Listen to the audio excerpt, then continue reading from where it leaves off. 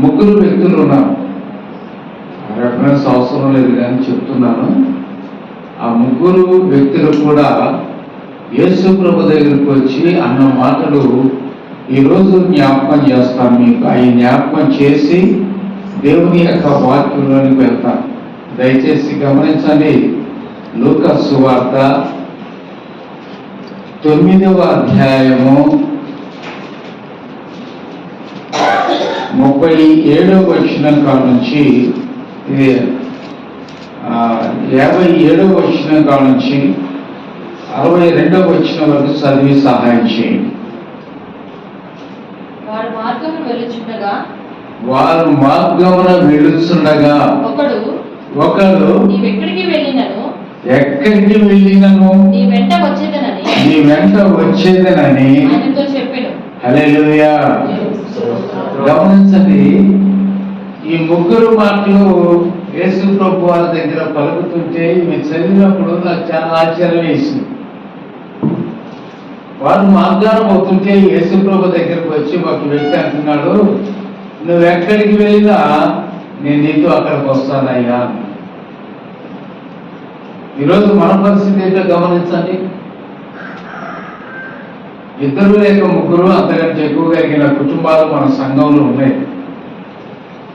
మన సంఘంలో ప్రభు ప్రతి ఆదివారం ప్రతి శుక్రవారం దేవుని సన్నిధికి రమ్మని ఆహ్వానించుకుంటూ పలుకుతున్న మాటలు వింటున్న మనము ఈ మొదటి వ్యక్తికి సాదృశ్యంగా ఉన్నామా అని గమనించాలి.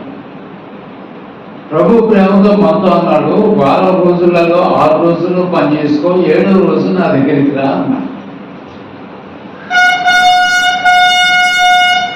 ఆయన రెక్కల నీడను నువ్వు చేసే ప్రతి పని కూడా నేను ఆశీర్వదిస్తానని సెలవిచ్చాను.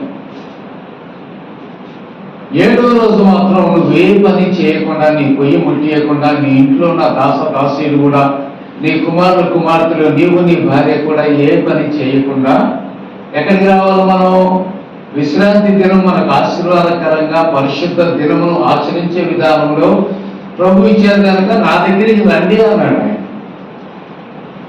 మరి వస్తున్నావు మనం? ఈ వ్యక్తి అంటున్నాడు, అయ్యా నువ్వు ఎక్కడికి వెళ్తే అక్కడికి నేను వస్తాను. మనం కూడా అదే వ్యక్తికి సరిపోయిన జీవితాన్ని కలిగి ఉన్నాం ఈ గడవ దినాల్లో. గల్తీ సంఘస్థులు కూడా మొదట చక్కటి విశ్వాసం కలిగి చక్కగా దేవుని సన్నిధిలో ఆరాధించి పాటలు పాడి చప్పట్లు కొట్టి అంతా చేశారు. కానీ రాను దినములు నడుస్తున్నప్పుడు వారు విశ్వాసంలో భ్రష్టులైపోయారు. వారి ప్రార్థన జీవితాలు మారిపోయి, మాట్లాడే మాటలు మారిపోయి బలహీనలైపోయి దేవునికి దూరం అయిపోయారు. ఈరోజు మన పరిస్థితి, మన సంఘం, మన కుటుంబాలు, మన జీవితాలు, మన విశ్వాసము, మన ఆలోచన, మన ప్రవర్తన, మన ఉద్దేశాలు ఎలా ఉన్నాయో దేవుని స్థలంలో గడపాలి. ఒకడు అంటున్నాడు, నువ్వు ఎక్కడికి వెళ్ళినా నేను నీ దగ్గరతోటే వస్తాను. రెండో వ్యక్తి ఏమంటున్నాడు చదవండి.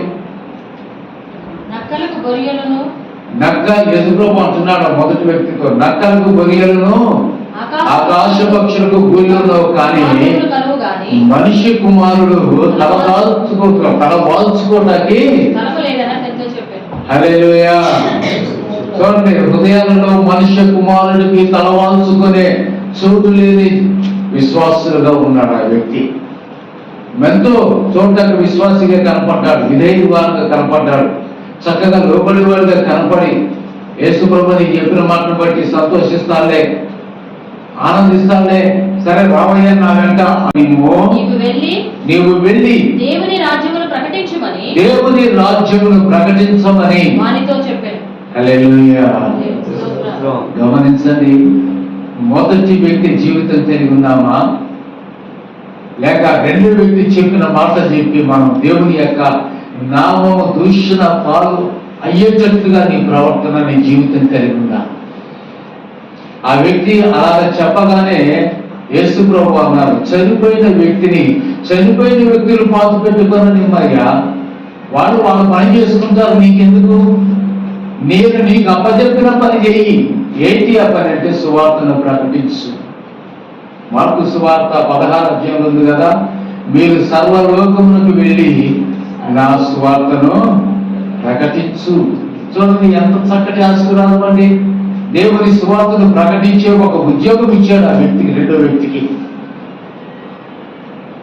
పరలోక రాజ్యంలో ప్రవేశించగలిగిన మార్గం తెరిచి ఆ మార్గంలో నడుస్తూ నా సువార్తను ప్రకటిస్తూ అనేకుల కంటే ఈ వ్యక్తి చెప్పిన జవాబు ఏంటో గమనించాలి. ఈరోజు మనం ఏం జవాబు చెప్తున్నామండి? సొంత పనుల మీద ఉన్న విశ్వాసము, సొంత పనుల్లో వచ్చే సంపాదన మీద ఉన్న నమ్మకం నిన్ను రక్షించి నీ జీవితంలో కంపు జీవితాన్ని, చెడు జీవితాన్ని, పాత రోత జీవితాన్ని, లోకం మెచ్చుకొని పాపములకు నడిపించే జీవితాన్ని మార్చి నిత్య రాజ్య వారసత్వం కలిగిన సొత్తైన ప్రజలుగా మార్చుకున్న క్రీస్తు మీద నీకు నమ్మకం లేని విశ్వాసిగా ఉన్నావు.